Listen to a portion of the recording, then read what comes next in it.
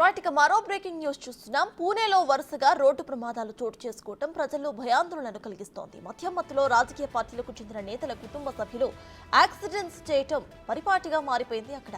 తాజాగా మంతరి మధ్య రోడ్డులో నిన్న రాత్రి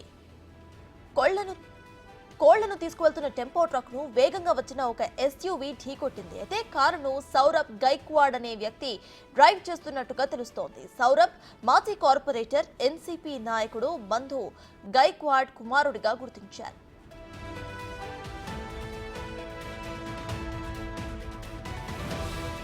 ఈ ప్రమాదంలో టెంపో ట్రక్ డ్రైవర్, క్లీనర్ కు గాయాలయ్యాయి.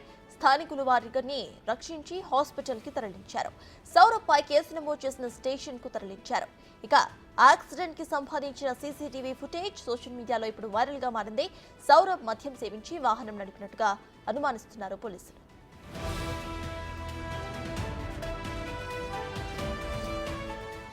మరోవైపు కొద్ది నెలల క్రితమే పూణే ఎమ్మెల్యే దిలీప్ మోహిత్ పాటిల్ మేనల్లుడు మయూర్ మోహితే నడుపుతున్న ఎస్యూవీ వేగంగా ద్విచక్ర వాహనాన్ని ఢీకొట్టి ఇద్దరు యువకులు మరణానికి కారణమైంది.